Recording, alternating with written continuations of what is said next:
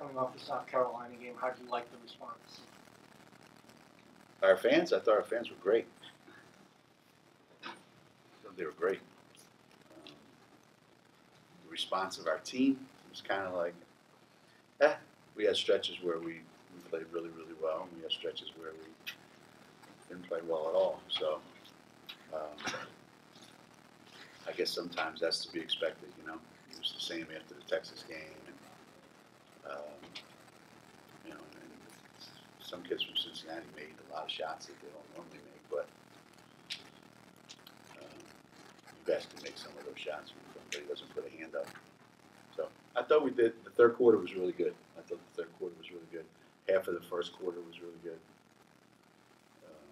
So, yeah, that's about it. Geno, keeping Crystal out, just a precaution again for the shin splits. And I just think Kia did back in control of the team. I mean, she still scored today.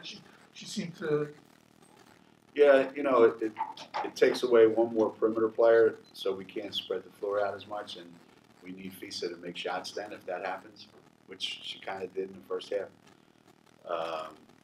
But you know, with Fisa, Z, and Gabby, all three of them prefer to be in the lane. Well, I shouldn't say that. Two of them prefer to be in the lane. Z prefers to be outside the three-point line. So I thought Kia and Lou were really, really good. And Kyla was great. She came in and gave us some great minutes. Geno, Kia has now 1,500 points for her career. Obviously, back at the point today, can you just talk about what she's meant, you know, to this program? Well, the play that she made, where she ran back on defense on I don't know whether it was a missed shot or a turnover. I forget what it was. But she ran back on defense and got a stop. It was like a 3-on-1 or whatever they had, and she deflected it, and we got a steal, and then she outran everybody coming the other way and got a layup. I thought that pretty much typifies, you know, Connecticut basketball right there. I think some of our younger guys, some of our other guys would do well to emulate that. That was about as good a play as I've seen in a long, long time, and that's how she's been since the day she walked on campus. She's a great competitor, and I'm not surprised that you know, she's scored 1,500 points or however many assists she has or anything else. I'm not surprised one bit. She just is that hard a worker. You know, did Azrae Stevens make any improvements in the second half? She didn't start the third quarter. Yeah, I thought Kyla would give us more minutes. I guess I got to start being nicer to Z. I don't know. Although she was great in the fourth quarter against their subs. So I do believe that there's a silver lining there. You guys went on several huge runs in this game. The first one where you guys were down 11-9 going to the media timeout. What did you say in that first media timeout that got going? I don't know if there's anything that made any sense. Games like this, they don't really listen. You know, South Carolina game, we had their full attention. Games like this, they don't really listen.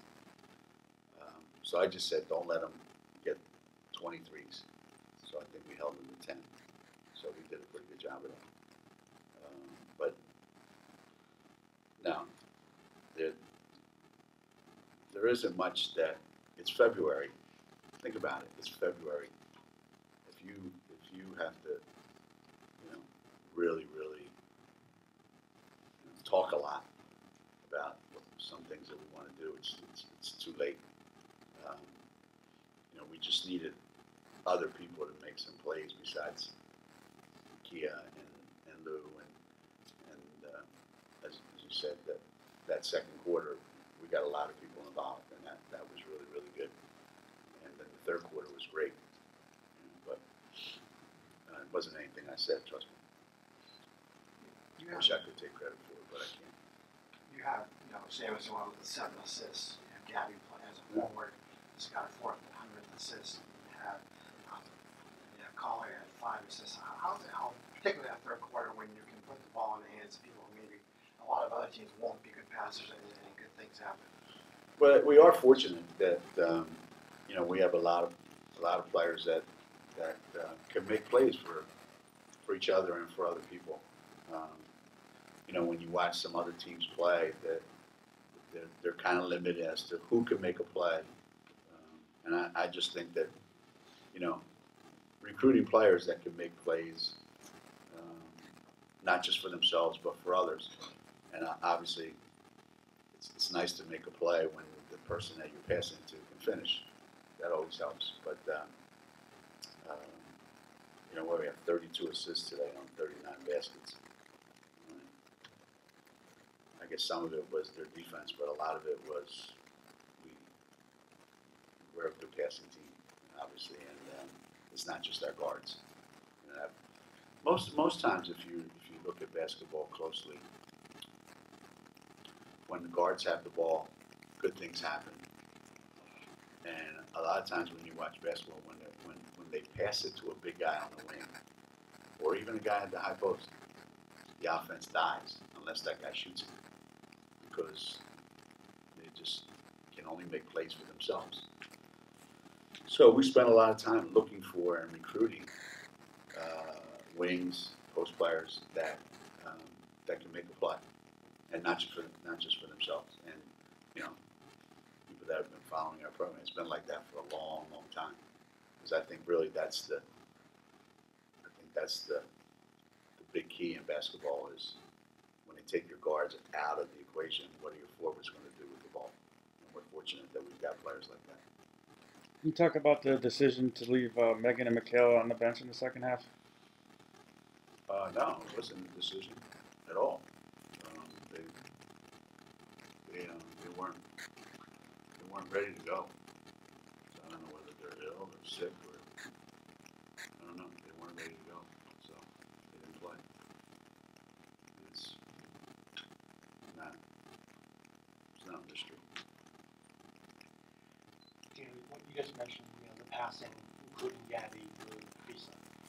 Not only did they pass the ball pretty well, they're real among the league leaders in assist to turnover ratio. What does that say about their quality of passes, their ability to make the right pass and the right decisions? Again, I go back to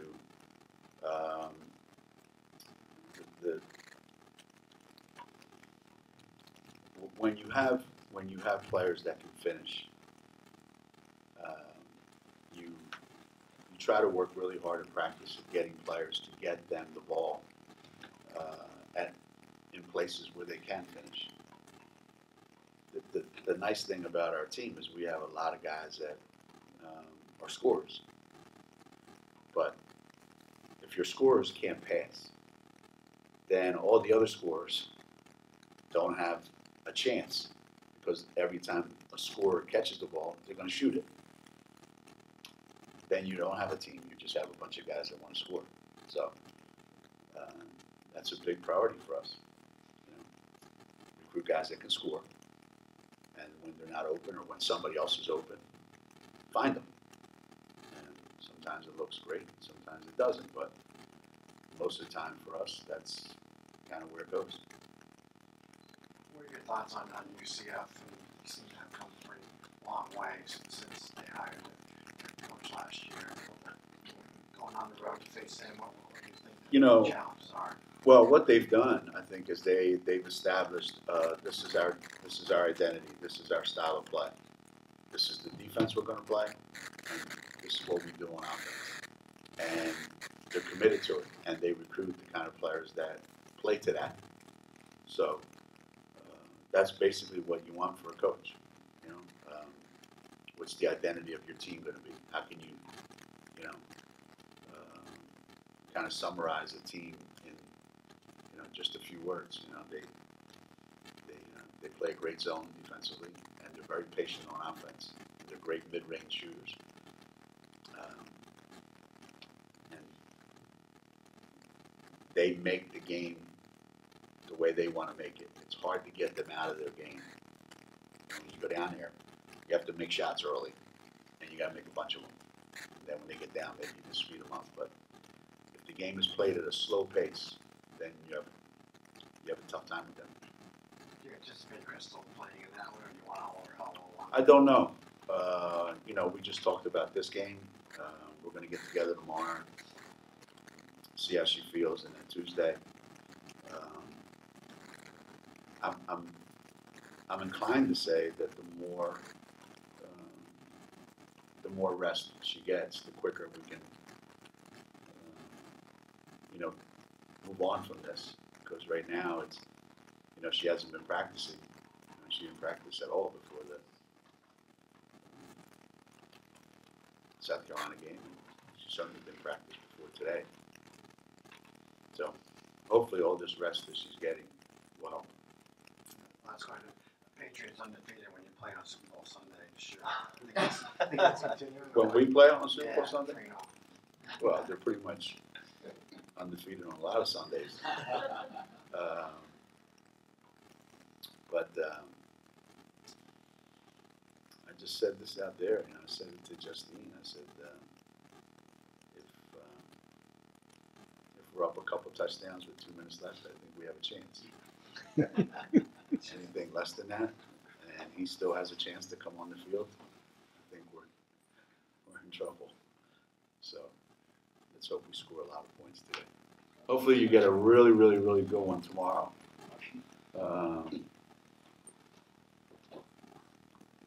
Man, I'll tell you what. That's the only title that city hasn't won. They've never won a title in football. I mean, a lot of cities haven't, but last championship team I think we had was 1960. Yes. Football. Chuck McNarick was playing. Only playoff game we've already ever lost. See that? Yeah. I mean, it's crazy, right, that it's taken that long, and especially since it's become a football. It's become a football town. And it used to be a huge baseball town when baseball was king. Now it's all football all the time. It's crazy. It's absolutely crazy. God bless him. I'm glad I'm not there. Glad I'm watching from afar.